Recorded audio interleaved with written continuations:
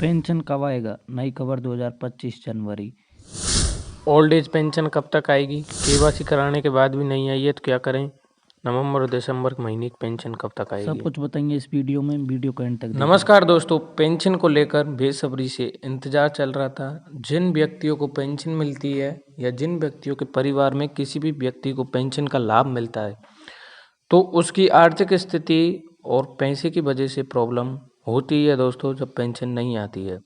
तो पेंशन अटक रही है। अक्टूबर, नवंबर, दिसंबर महीने की पेंशन 80% लोगों की नहीं आई है और अक्टूबर से पहले के माह जुलाई, अगस्त, सितंबर इनकी पेंशन कई लोगों की नहीं आई है। इन 3 मंथ की 3 महीने ये 6 महीने से राजस्थान सरकार ने कर रखा है उडल पुडल।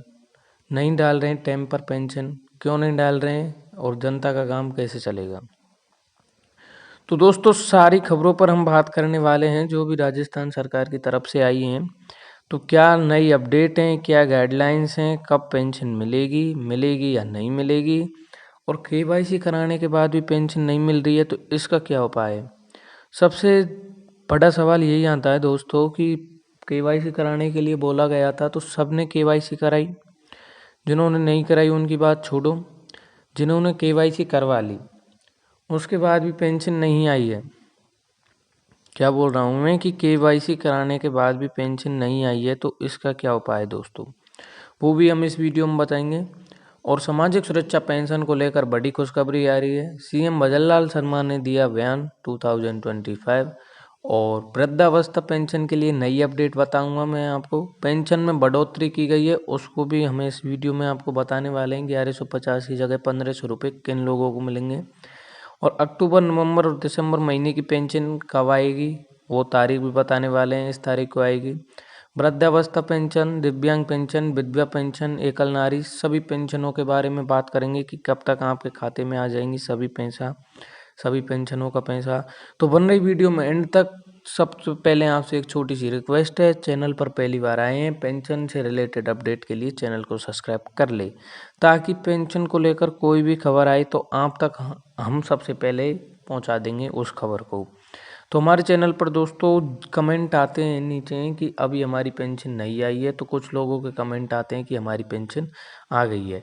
कमेंट के हिसाब से देखा जाए तो अक्टूबर, नवंबर महीने की पेंशन लगभग 80% लोगों की आ चुकी है। दिसंबर महीने की पेंशन अभी 50% लोगों की आई है। वो हम आपको आगे बताएंगे कितने कितने परसेंट डाटा है, वो सब हमने यहाँ पर क्लिक करके रखा है। आगे हम आपको वीडियो में बता देंगे। तो सबसे पहले बात कर लेते हैं कि पेंशन रुकी क्यों थी आपकी। पहले अच्छी खासी कांग्रेस के शासन में अच्छे खासे से सभी को पेंशन मिल रहा था। कभी भी पेंशन में रुकावट की पैदा नहीं हुई थी, रुकावट वाली बात नहीं आई थी। लेकिन जब से बीजेपी की सरकार आई है, भजनलाल शर्मा की सरकार बनी है, जब से सीएम के पद पर ये नियुक्त हुए हैं, उसके बाद से राजस्थान में पेंशन में डगमगाहट चल रही है। टाइम पर पेंशन नहीं डाली जाती है तो काफ़ी समय तक गैप दिया गया बीच में, जिससे कि जनता को बहुत ही ज़्यादा दुख सहना लगा। उनको पैसा की वजह से आर्थिक कमजोरी भी महसूस होने लगी, क्योंकि उनका खर्चा चलता था 1150 रुपये से 1550, जो भी राशि उनको मिलती है पेंशन के जरिए वो राशि उनको नहीं मिली। तो उनको परेशानियां तो होनी है, जायज़ बात है। तो काफ़ी ज़्यादा आर्थिक स्थिति खराब हो गई थी। तो सबसे पहले हम आपको बताते हैं कि पेंशन बंद क्यों की गई थी, क्यों रुकावट आई थी पेंशन में। तो दोस्तों पेंशन में रुकावट आने का कारण यही है कि जो भी लोग फर्जी तरीके से पेंशन ले रहे थे, समझ पा रहे हैं दोस्तों मेरा कहने का मतलब है कि जिन लोगों को पेंशन के लिए वैलिड नहीं है, अप्रूवल नहीं है, फिर भी वो पेंशन का लाभ ले रहे थे, ऐसे लोग they can not justify to exit pension. वो पेंशन के लिए जस्टिफाई नहीं करते हैं। तो ऐसे लोगों को बंद कर दी गई है पेंशन। और वो बंद कैसे की जाएगी? डायरेक्ट तो बंद नहीं करी जा सकती किसी की भी पेंशन जो फर्जी तरीके से ले रहे हैं। जैसे कि अगर किसी की उम्र 45 वर्ष है और वो वृद्धावस्था की पेंशन ले रहा है तो ये गलत है ना। तो जो व्यक्तियों को लाभ मिलना चाहिए उनको तो नहीं मिल रहा, और जो ऐसे हैं जिनकी उम्र अभी हुई नहीं है वो भी पेंशन का लाभ ले रहे हैं, इसलिए पेंशन बंद की गई थी, रुकावट की गई थी पेंशन में। दूसरी बात, जो व्यक्ति ख़त्म हो चुका है, जिसकी डेथ हो चुकी है, उसके बाद भी उसकी पेंशन लगातार मिल रही है, तो उसका भौतिक सत्यापन करना ज़रूरी है कि व्यक्ति जिंदे हैं या मर गए हैं, जिनको पेंशन मिल रही है, कौन कौन व्यक्ति जिंदा है, कौन कौन मर गया है। अगर मरने के बाद भी किसी भी व्यक्ति को पेंशन मिल रही है तो उस पेंशन को हटाया जाए, इसलिए बंद की गई थी। तो 2-3 कारण निकल के आते हैं, इसके लिए केवाईसी के लिए बोला गया था कि केवाईसी करवाइए, डॉक्यूमेंट्स वेरिफिकेशन करवाइए और जो भी इसमें गलत होगा, रॉन्ग होगा, उसकी पेंशन डिलीट कर दी जाएगी, उसको पेंशन नहीं मिलेगा, उसका नाम हटा दिया जाएगा पेंशन की सूची से, चाहे वो वृद्धावस्था की हो, चाहे दिव्यांग हो, चाहे विधवा हो, सभी पेंशन में ये नियम लागू किया था सरकार ने। तो सबसे पहले बात करते हैं कि केवाईसी के लिए सबसे पहले उन्होंने बोला था पेंशन होने के रुकने के बाद, तो केवाईसी कराने के लिए सभी ने केवाईसी करवाई। जितने भी लोग जिनकी पेंशन बंद हुई थी उन सब ने केवाईसी करवा ली थी।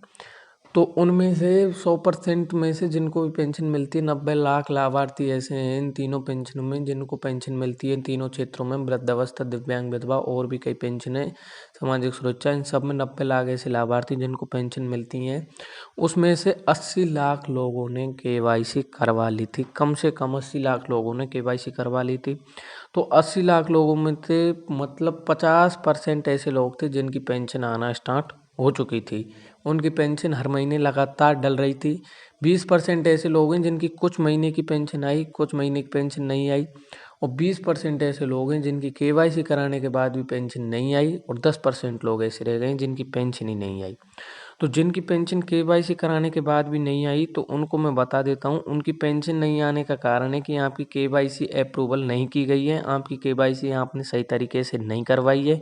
तो आपसे एक रिक्वेस्ट है कि आप दोबारा जाके केवाईसी करवाइए। अगर 2 बार भी केवाईसी कराने के बाद पेंशन नहीं आई है तो तीसरी बार करवाइए। अपने खाता नंबर, अपने डॉक्यूमेंट सब कुछ सही से चेक करके फिर से केवाईसी करवाइए, फिर आपकी पेंशन आ जाएगी। तो अब आने वाली पेंशन को लेकर ये खबर आ रही है कि जो अक्टूबर, नवंबर, दिसंबर महीने की पेंशन है वो जनवरी में डाल दी जाएगी, 15 जनवरी तक। जी हाँ दोस्तों, बिल्कुल आप सही सुन पा रहे हैं, 15 जनवरी तक आपकी पेंशन आपके खाते में डीबीटी कर दी जाएगी। और अब हम यहाँ पर आंकड़ों पर बात करेंगे कि कितने % लोगों को मिल गई है, कितने को नहीं मिली है और पेंशन में बढ़ोतरी की भी बात करेंगे आगे वीडियो में। तो आशा करता हूँ कि आपके समझ में आ रही होंगी बातें, वीडियो को स्किप ना करें, अभी और कुछ भी बाकी है तो आगे आपको देखने को मिल जाएगा। चलिए दोस्तों आगे बढ़ते हैं।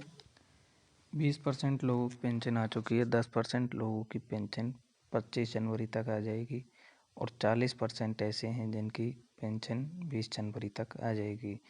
जी हाँ बिल्कुल दोस्तों, आप सही सुन रहे हैं। अगर आपकी पेंशन अभी तक नहीं आई है तो आप इंतज़ार करिए, 25 जनवरी तक 10% लोगों की आ जाएगी, 40% लोगों की 20 जनवरी तक आ जाएगी और 20% ऐसे लोग हैं जिनकी पेंशन आ चुकी है।